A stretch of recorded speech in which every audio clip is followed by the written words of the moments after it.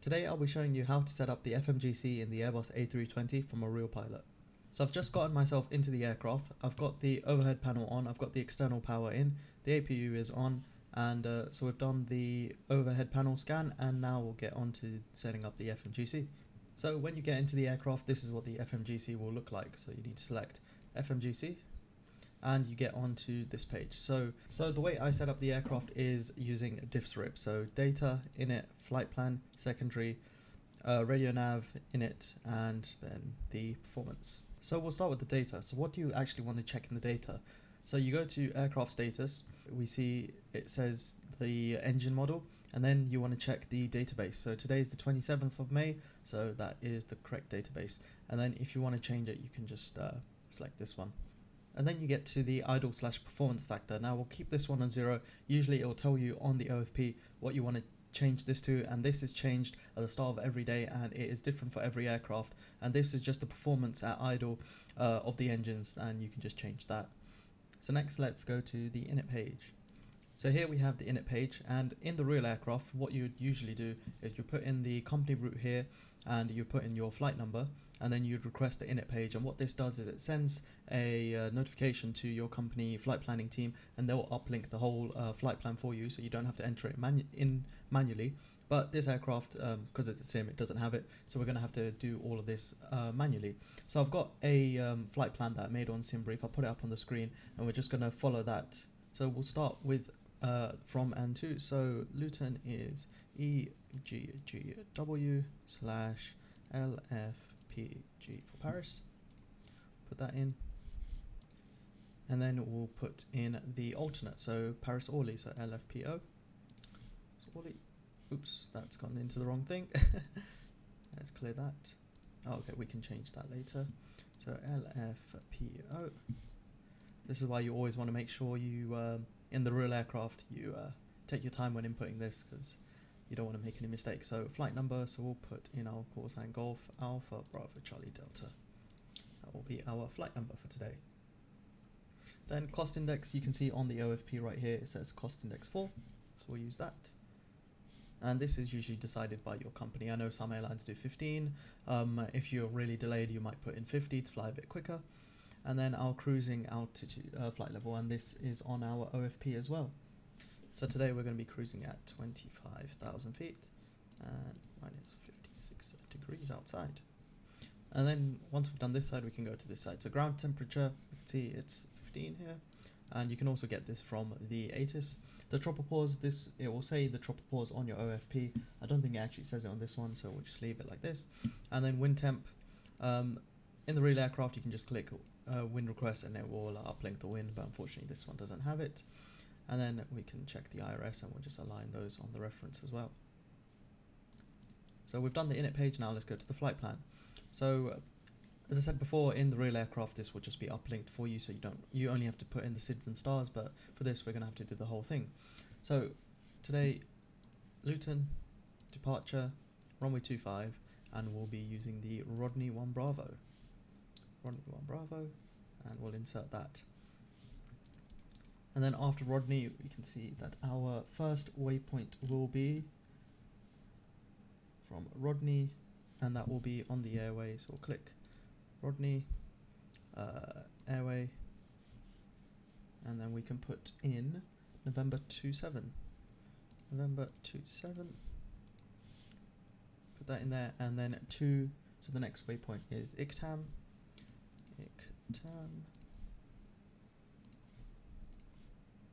And then we can put in the next waypoint, so that will be the airway Quebec 63. So Quebec 63. And then the next waypoint from Quebec 63 will be Compton VOR, so CPT. And then from Compton VOR is direct to Midhurst, so we can put in the airways like so. So we've got Rodney, Deggy, ICTAM, Compton, and then after Compton it's direct to Midhurst VOR. So with that we can just insert it like this, and this is the closest one. So Midhurst. After Midhurst we are going direct to Zidil. Where is it? XIDIL, Zidil. And then after ZIDL, it's onto airway. So we can click the airway. From ZIDL, it will be Uniform Mike 605. Uniform Mike 605. Put in the airway. And then from on the airway, it's going to be to BIBAX. BIBAX. Insert. And so we can see ZIDL and then to BIBAX. So the route is in, and now we'll put in the arrival for Paris. So Paris arrivals. So today we're going to be using runway 27 right at Paris, and we'll be doing the arrival for BIBAX 9 X-ray, and then we'll be doing the transition for the Mopar 7 Whiskey. That's a transition that I use at Paris. So that's in, and then we can just check the flight plan with on the ND. So if we zoom in, from Luton 25, taking off Rodney 1 Bravo, then we've got Rodney to Ictam, to Compton, to Midhurst, ZIDL, BIBAX, and then from Mopar, and then we've got the arrival route in. So this looks like it's going to take us downwind, and then base, and then onto finals, right hand downwind to Paris. So that is the flight plan set up now. So DIFS, so secondary flight plan. Unfortunately, this doesn't have the secondary flight plan, but what you would do is you would copy the active, and then you change the departure to the engine out SID, and then on the performance page you'd put in the performance for the runway you're coming back into. So for example, I would put in so I'd copy the active, and then I'd put in the Luton engine out SID, and then I'd put in the ILS back to Luton, and then I'd put in the performance for ILS 25. So then we can go into RadNavs. So with RadNavs, what I usually do at Luton is put in the engine out. So I know we need to go to Brookman's Park, so put in BPK into the VOR, and we'll just have that on, and we'll make sure that this is set to VOR 1. Now we'll go to init page B, and we can put in the 0 fuel weight and the block fuel. So this you'd get off your OFP,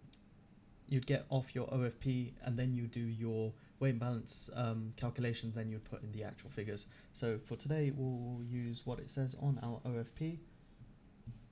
So estimated 0 fuel weight of 58.2 tons. 58.2, and then we always put 30 because we need to do the calculation still, and then we'll put in the block fuel. So today we've got a block of 3.7 tons.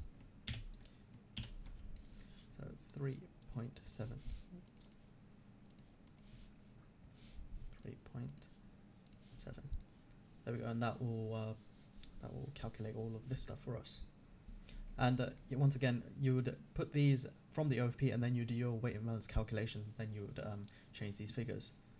So P and P, and then we can go on to this page of performance. So you do your weight and balance calculation, then you put in the figures. So today, for demonstration purposes, I'm not going to do any calculations, but I'm just going to put in the V speeds that are most likely on the Airbus. These are usually what it comes out to. 140, we'll put in 142 for the VR and 145 for the V2. So put in the speeds. Now you can come up to this side. Got runway 25 flaps. We're going to be using flaps 1 for this takeoff. Flex, it will tell you the flex, but today we'll just do a toga takeoff. So we'll leave this blank, and then we've got the two engine out and accelerations. That's performance, and that is pretty much the box set up.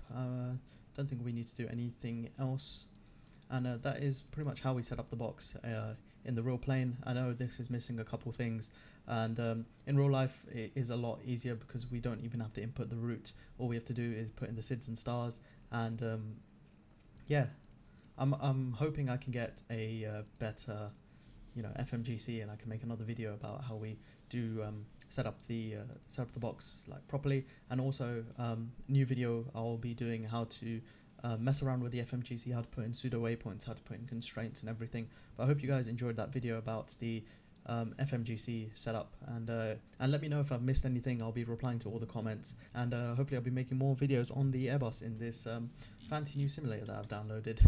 So thanks for watching, and I'll see you in the next one.